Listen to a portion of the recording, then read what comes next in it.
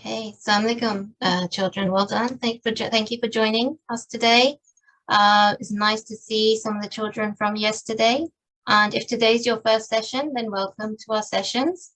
We're just going to wait 1 or 2 minutes for everyone to join. So if you can write in the chat box, I'd like to see how you got on with your task from yesterday. So your task yesterday was to do something nice to either your brother or your sister, or even someone else in your household. So can you share for me in the chat, please, anything that you did that was nice for somebody else? Okay, excellent. So somebody said, Sayyid Abdul said, I fed my little sister. That's very nice. Zain of Jafri, what did you do? Okay, I didn't, you're saying salam. Okay, excellent. Say walaikum salam. If we could please send me anything that you did that was nice for your brother or your sister. I played Monopoly with my sister. That's very good. Well done. I gave my brother a hug. That's very nice. Eliza said she made some tea for her brother. That's lovely. And Masuma helped helped his little sister in the masjid. Okay, excellent. Very good. Okay. Yes, Mehdi, you're right. You had to write the people in Karbala. That was your activity.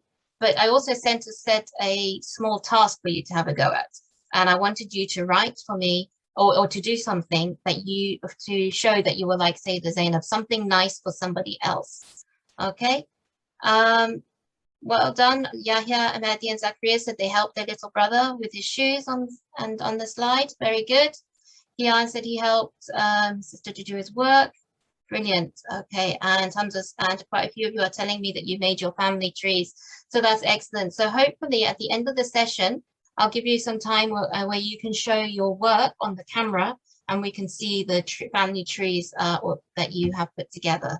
So that's excellent. Well done. And Muhammad Ali's just written in that he helped his mum with the washing up. Okay, excellent. So you all did some really good things. That's really nice to know. And I'm sure you always do them, not just because of the task, but you always do them. So that's really nice to know. And as you put it on the group, everyone can see what all of you have been doing. So brilliant. Excellent. So well done, everyone. What we're going to do is now start our session for today. So let's move on to our welcome. Just a reminder from yesterday, I'm sure you remember if you were with us. If not, just remember to please keep your mics on mute. If you'd like to say something, you can raise your hand on Zoom so that I can see that you want to share something and then I can ask you to unmute. Well done, everyone, for coming in on time. That was excellent that you're all here already. Brilliant. We're going to be respectful to each other. So everyone was really good yesterday, and I'm sure you will be very good today. Let's just make sure in the chat, we only put in the chat what we need to about our session today, nothing extra. Okay. Excellent. And I already said, if you can put your hand up if you have something to say. All right. You can turn your cameras on. You're welcome to turn your cameras on. Just a reminder, though, that our session is going to be on YouTube and Facebook as well. So it's being recorded. So if you don't want your face to be on there, then make sure you just leave your cameras off. Okay. Excellent. Well done. So I can still see lots of people saying they did lots of good things. Excellent. And yes, you can keep your cameras off if you like to. That's absolutely fine. Okay, so just a reminder of our session today. So just like yesterday, we're going to first of all start with a quick recap about what we did yesterday. Then we're going to talk more about Karbala and a bit more about the story. And I'm going to tell you a short story as well. And then I'll share with you a short activity. And at the end, finally, I would like you to share your work with us as well. Okay, so let's get started with today's session. And just so you know, first of all, we're going to talk about and remind ourselves about who is Sayyida Zainab, all right, alayhi salam. Who were Imam Hussein alayhi salam's children? So maybe you already know some of the names of his children, but we're going to look at some of the children of Imam Hussein alayhi salam. And we're going to talk a bit more in detail about one of the sons of Imam Hussein alayhi salam. Okay, and also the importance of du'as.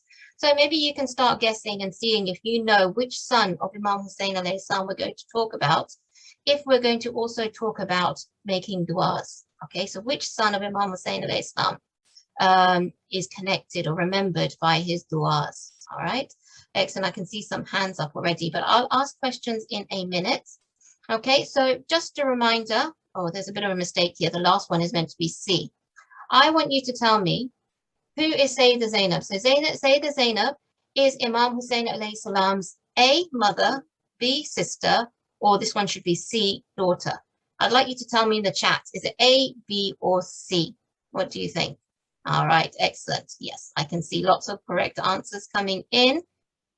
Yes, it is B. Okay, so we looked yesterday at Sayyidah Zainab alayhi salam, and she is the daughter, the sister of Imam Hussein alayhi salam. Very good. Lots of you are putting in the correct answers. Okay. Judy, I can see your hand up. Would you like to ask a question? It's not a question. It's just that a week ago, me and my family went to Karbala That's lovely, Judy. for a night. Excellent. That's lovely. Thank you for sharing that with us. And inshallah, all your du'as and your amal will be accepted. Okay, excellent. So well done. So I'm glad to see that everyone can remember that Sayyidah Zainab was Imam Hussein alayhi salam's sister. Okay, very good. Okay. Now, who can remember something about Sayyidah Zainab? So if you can either write it in the chat or you can write it, you can put your hand up. What do you remember about Sayyidah Zainab? What was she like? Or who can remember a fact about her? Okay, Muhammad Ali Hassan, can you tell me something? So is Sayyidah Zainab Prophet Imam Hussein's sister? Yes, exactly. Well done. Okay, very good. Thank you, Muhammad Ali. Was he also very strong too? Yes, she was very strong. So that's a good answer. Well done. She was very strong. Okay, Samara Zarazegi, would you like to tell me something about Sayyidah Zainab? If you unmute yourself.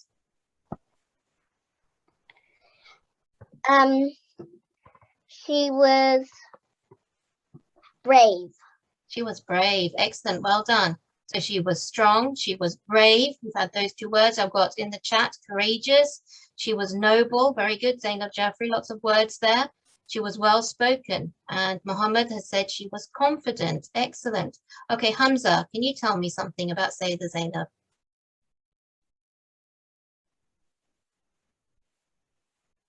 If you unmute yourself.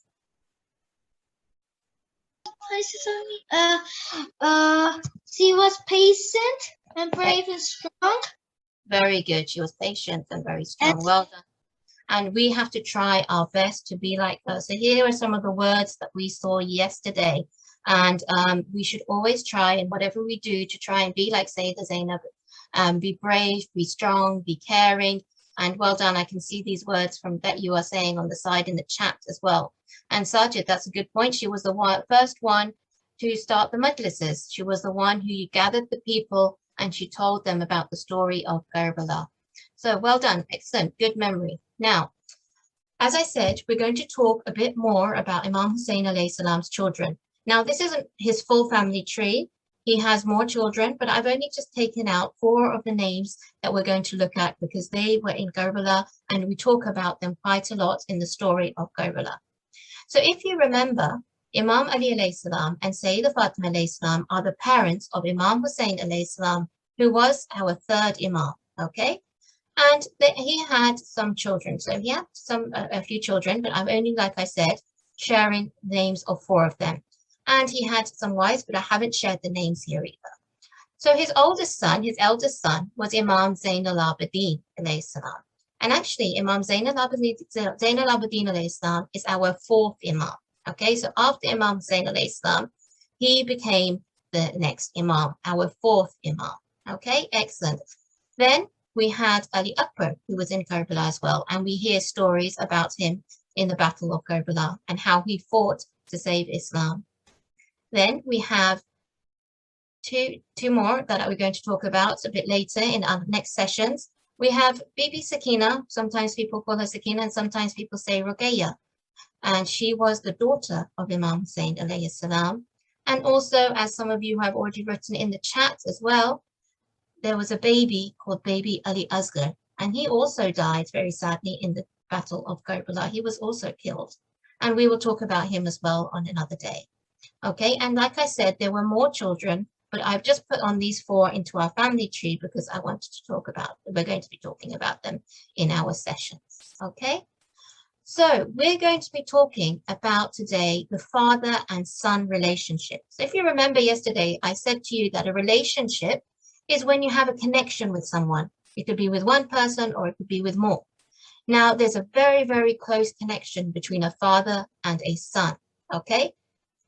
If you're a girl, that's fine. You have a close relationship with your, as a daughter and as a father as well. But we're talking today about the father and son relationship. And here I just have a picture of a statement saying that they're best friends for life. Your father, or actually even your parents, are just like your best friends, okay? You can't have any better friends than your parents. Even though you might think that your friends at school are your best friends, actually our parents are the bestest friends that we can ever have because they always listen to us, they love us always, they take care of us. So we should always remember that our parents are our bestest friends, okay? And here we're going to talk about the father and son relationship. So fathers always love their sons very, very much, and they do whatever they can for their son or even their daughter. And sons and daughters obviously love their fathers a lot, okay? So we should always remember that we should respect our parents, especially our fathers and our mothers. We should respect both of them, actually, and we should always take care of them. Now, this is obviously what our moms taught us as well. So if you remember, yesterday, we had this flag and we removed the first flag and we spoke about Sayyida Zainab alayhi salam. Now, who do you think we're going to talk about in our session today? Can anyone guess in the chat? It would be really good to see if you guess who we're going to talk about today. So I've told you 2 clues. One of them is that it's a son of Imam Hussein alayhi salam. And the second one is that he is remembered for his du'as. Okay, excellent. Alia Rizvi, you have the correct answer. Okay, so let's see. We are talking today about Imam Zain al-Abideen alayhi salam, who was the eldest son in Karbala, Imam Zain alayhi salam, he was the oldest son, and he is also known for his du'as, okay, for the prayers that he did. Okay, excellent, well done. He's also known as Imam Sajjad. So well done if you've written that in the chat. That's also the correct answer. Okay, so now let's move on and we're going to talk a bit about Imam Zain al-Abideen alayhi salam. First of all, though, I'd like you to tell me what you know about Imam Zain al-Abideen. Please can I have no chatting in the text, in the chat box, please? If anyone is chatting that's not relevant, then you might have to be removed, okay? So please don't chat. Only say things that are answers to our questions. Okay, so the question I'm asking you just now is, can you tell me something about Imam Zain al-Abideen alayhi salam? So you can put your hand up. Let's have Masuma and Faraj. Would you like to tell us something about Imam Zain al-Abideen? Yeah? Masuma, did you want to say something? He read namaz. Okay, excellent. And his name, like we said, was also Imam Sajjad, which means someone who does sajda, somebody who prays, who goes down into sajda. Excellent. And anyone else? Let's choose Asad here. Let's have Asad. Can you tell us, Asad Haider? Can you tell us something about Imam Zain al-Abideen? Yes. First of all, he was our 4th Imam. Second of all, in the Battle of Karbala, he got sick, and that was Allah's way of saving Imamhood. Right, excellent. So he didn't fight. Excellent. That's a really important fact and a good point to make there. Well done. Excellent.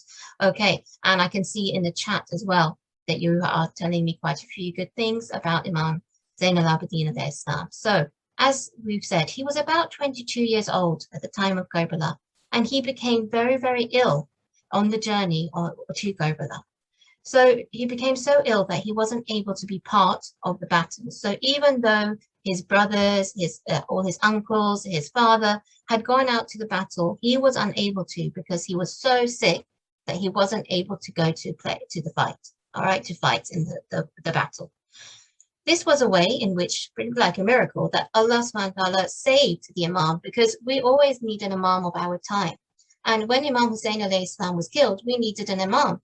And if there were only the ladies and the children left, we wouldn't be left with an Imam. So Imam Zain al-Abideen alayhi salam was saved for us and he was our Imam, next Imam, the fourth Imam. Okay, we also have here that he was put into chains after Karbala. So when he had to leave Karbala, the land of Karbala, he was put into chains and taken to a prison. So he lived a very, very difficult life. He was taken as a prisoner by the bad people, by the enemies, but he always still spoke the truth. So if you remember yesterday, we had the candle for Sayyidah Zainab. He was like that candle, even though there was darkness everywhere and everyone was doing all these bad things. He was like the candle who always told the truth, and he stayed good, okay? Even though he had been through so much. And as we said before, he was one of the ones who did best of the worshippers. He used to pray and make dua so much. He spent all of his time actually in sajda and praying to Allah. And that's why his name actually, so Zain al-Abideen, actually means the best of worshippers. So we should remember that. When we say the Imam's name, Imam Zain al-Abideen, we remember that he was the best of worshippers. Okay? So linked to this is an ayah from the Quran. And in the Quran, we are told, call upon me and I will answer you. Okay? So we have here a picture of a phone. It's an old phone. Hopefully you recognize it as a phone because we have different phones now. But Allah says to us that call me. That doesn't mean you need to pick up a phone and speak to Allah. It means that we should talk to Allah and Allah will answer us. So we actually don't need anything to talk to Allah. We don't need a mobile phone. We don't need to actually see him. We don't need to write to him. We actually just need to say what we think. We don't need to be in a special place. We can be anywhere and we can speak to Allah. And Allah actually wants us to speak to him. If you have a think about it, in the day, how many different people do you talk to? Let's see, who can tell me, who do you talk to in the day? So I can tell you, I spoke to my son just a few minutes before I began. Who do you speak to in the day? Rabab, can you tell me someone you speak to? Fatima Zain said her parents. Excellent. My family. Rabab, who do you speak to? Like if you're 9 and you're a girl, then you talk to Allah. You might talk to Allah. Okay, excellent. That's good. And actually, that was a point I want to make, is that we speak to so many people in the day. We speak to our parents, we speak to our friends. Alia, what would you like to say? Who do you speak to? Alia Rizvi. Let me unmute you. Let me ask you to unmute. Yep, if you unmute yourself. I speak to well, every day I speak to my nana. Okay, excellent. And my mum and dad and my brother. Yeah. Excellent, brilliant. So well done. So that's really good. We speak to so many people, our family and our friends, our grandparents, our cousins. So we should always take some time out, like Rabab said, to also speak to our parent. To Allah, sorry, to speak to Allah, because Allah loves us even more than our parents. Okay. Azan, can I ask you to tell me, who do you speak to?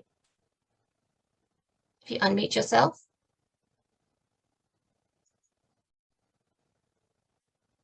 Azan, you unmute yourself. No. Who do you speak to? I speak to my mom and dad every day in the morning. Excellent. Okay, good. You speak to your mom and dad every day. That is brilliant. Well done. And I like this one. Hamza has said that we talk to Allah in our namaz. So actually, that is one of the best times that we can speak to Allah, when we are praying. Praying is actually talking to Allah. So when we make dua, we are talking to Allah. But we don't always have to be on the prayer mat to pray to Allah or to talk to Allah. We can do it from anywhere. I can do it from my chair. You can do it from where you are right now. Okay? And Sayyid Murtaza said that Allah loves us 70 times more than our parents. And that is such a good point to make. So Allah, can you imagine how much Allah loves you? He loves you even more than your parents. You can't even imagine anyone loving you more than your parents. And Allah loves you 70 times more than that. So I want you all to think about when you come home from school. Normally, your parents might ask you one question. Normally, parents ask the child when they come home from school a question. They might ask you, how was your day? Okay? They ask you, how was your day? Because they want you to know, yes, exactly. I said, how was school today? They ask you because they care about you. because they want to know how your day was. What did you do? Did you have any problems? And remember, Allah loves us even more than our parents. So if your parents ask you that question, imagine how much Allah wants us to tell him. And we can tell Allah anything. If someone's not been nice to you, you can tell Allah. If someone's been nice to you, if you want to thank Allah, you can talk to him. So we can talk to him at any time about anything. And he wants to hear from us. We can talk to him when we're scared. We can talk to him when we're worried. Well, maybe we're in trouble. You might want to ask him for help. For your help, for someone, help for yourself, or maybe help for someone else. You could just talk to him to say thank you. And if you think about it, how many people do you say thank you to in the day? But have we stopped to say thank you to Allah? He's the one who's given us everything, okay? So we should try and talk to Allah whenever we feel like it, not just in hard times, even when we have something nice to say. But normally what happens is when we're scared and we're worried, we want to speak to Allah, which is very good. We should do. But we should also speak to him when we're really happy. Let's say you did really well in your spelling test at school. You should say thank you to Allah. You should say thank you, Allah, that I did well. Thank you that you helped me to study and get the right result. Okay? So we should talk to Allah all the time. So what can you talk to Allah about? Can you tell me some things? What could you talk to Allah about? What might you talk to him about? Mujtaba, can you tell me something? What might you talk to Allah about? Mujtaba, I've asked you if you unmute yourself. I accidentally pressed the wrong button. No problem. I would talk to Allah maybe about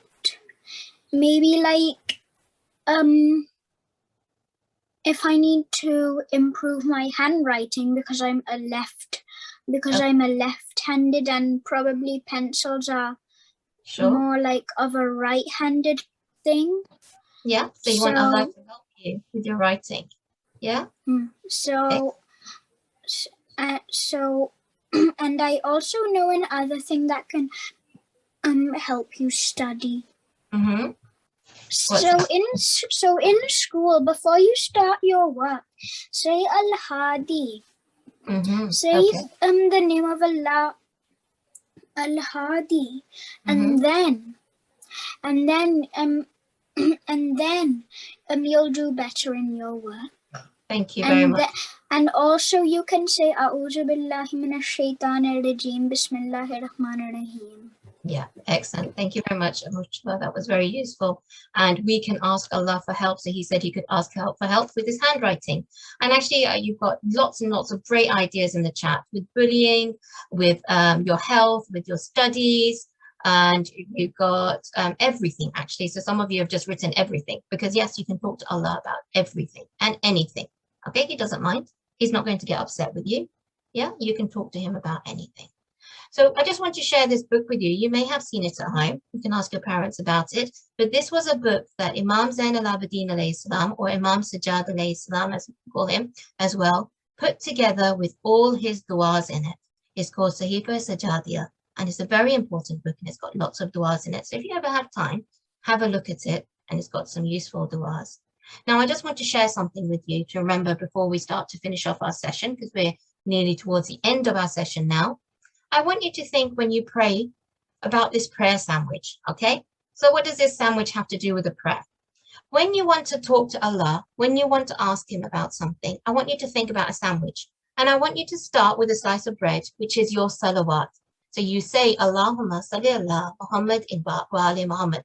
So you are sending your greetings to the Prophet and his family. Then you ask for your dua, okay? So let's say you want to make dua that you get some good results, okay? Then that's like the inside of your sandwich, okay? So whatever you have in your sandwich, or cheese and tomato, whatever you've got. And then you end it with another salawat. So your prayer becomes like a sandwich. You start with a salawat, you ask for your dua, and then you end with a salawat. And inshallah, then Allah will answer your prayers. What we should remember though, is that just because we don't get what we ask for doesn't mean that Allah is not listening to us. Let's say you asked Allah to give you an Xbox, let's say, but your parents didn't buy it for you. That doesn't mean that Allah didn't listen to you. It means that Allah thinks that perhaps right now is not the right time for you to have the Xbox. Maybe there's a new version of the Xbox coming out and he wants you to wait for that. Or maybe He wants you to study, and he thinks if you get this Xbox, you won't do your work and you won't do well in your exams. So whenever we make dua to Allah, we should remember that whatever happens is for our best. We can't always get everything we want, and we should pray to Allah that He does what is best for us, okay? So I want you to try and make some prayer sandwiches whenever you want to make a dua. Okay, very, very quickly, I'm just going to ask you, do you think that prayer is talking to Allah? Yes or no? If you can give me a nod or a shake of your head in the camera so I know. What do you think? Is praying talking to Allah? Yes, excellent. Well done, Mariam. I can see that. You can pray anywhere. Yes or no? Can you pray anywhere? Yes, well done, Dania. That's the correct answer. Mehdi, excellent. You can, Allah can hear you only if you pray in Arabic. Do you think that's correct? No, Allah understands every language, okay? And the last one I've said as well, you can pray anywhere. You don't have to be on your prayer mat. Okay, now I'm going to move on to our story. And our story today is talking about Imam Zain al-Abideen alayhi salam in Karbala. So the time came in Karbala when all the men had been killed. It was just Imam Hussein alayhi salam left. And Imam Hussein alayhi salam came to his sister and he said, Zainab, take me to my son, Zain al-Abideen. Zainab, let me say fi amanullah to my son, Sayyid Sajjad. Hussein and Zainab went to Imam Zain al-Abideen's tent. Imam Zain al-Abideen was lying unconscious on his bed. Bibi Zainab shook his shoulder and said, Son Sajjad, your father has come to see you. He opened his eyes. He saw his father, who was wearing white clothes, marked with blood spots everywhere. My son Sajjad, I have come to say fi amanillah, I am going to the battlefield. But why, Baba? Where is Habib ibn Mazahir? My son, Habib has been killed. But Baba, where is Abbas? My uncle Abbas. My son, Abbas has also been killed.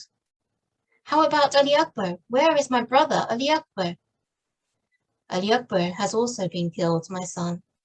Tears poured from Hussein and Zainab's eyes as Imam Zain al-Abideen inquired about Ali Akbar.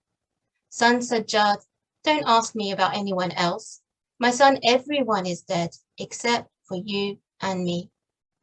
Imam Zain al-Abideen tried to get out of his bed and he said, Auntie Zainab, give me my sword. I will go to the battlefield. I will save my father's life.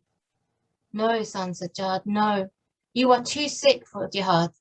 Son Sajjad, your jihad is still to come. Imam Hussein alayhi salam continued, Son Sajjad, you will have to do a lot of work after my death. You will face lots of hardships and suffering, my son. Stay on the true path, my son. Do not be afraid to fight for the truth and justice. Sajjad, just be patient. Sajjad, maintain your patience at all times. Allah is with people who remain patient. My son, be patient. Imam Hussein alayhi salam continued, my son Sajjad, convey my salams to my family, my Shias, when you reach in Medina. Son Sajjad, do not tell them Hussein died. Do tell them that Hussein died for the truth and for justice. Lastly, my son, tell my Shias to remember me whenever they drink water. Fi amanillah, my son, fi amanillah. So this was an important session. That's a conversation that Imam Hussein alayhi salam had with his son, Imam Zain al-Abideen. And yes, it is very, very sad. And we should always, as Imam Hussein has said, remember Imam Hussein alayhi salam and the Battle of Karbala when we drink water. Okay, let's move on quickly to our activity. Your activity today is to make a prayer sandwich. Okay, you can make it any way you like. Okay, so I have some pictures here. You may like to just write your prayer sandwich. So you can write the salawat and write your dua, and you can write a salawat, or you can make it in any way you like. Okay, so I would like to see how you make your, one second.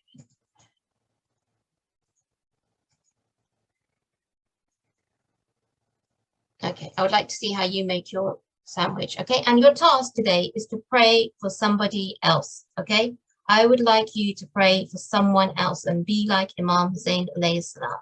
Okay, right, now it's time for you to share your work. If you would like to share your work, you can put your camera on and you can show your work on the camera. Okay, so can I will, let me do a big screen and I'm going to share my screen with you. If you can look, you can all see, when you see a gallery view, you'll be able to see who is on the camera with their work. Wow, I can see some amazing work there. So everyone have a look at each other's work. Mariam, that's a lovely tree. Brilliant. And I can see Samara's work. Excellent, that's lovely. And Mehdi, can you hold yours up a little bit more? Hami and Hira, excellent. Zainab, Ali, I can see yours. Very good. Zainab and Abis, Jafri, very nice. Excellent. So really nice to see your work, those children who did this. And let me see, who's that? Huzaifa and Nuria, well done. Excellent. Naba, lovely tree, brilliant. And let me see some more on the next page. Well done, Eliza. And Irtaza Ali, a lovely tree, excellent. Okay, great, excellent. I think I've seen all of the ones that you did. Brilliant. Okay, well done, everyone. And that is the end of our session today. So well done for listening. I hope you learned something new, inshallah. And hopefully we'll see you tomorrow.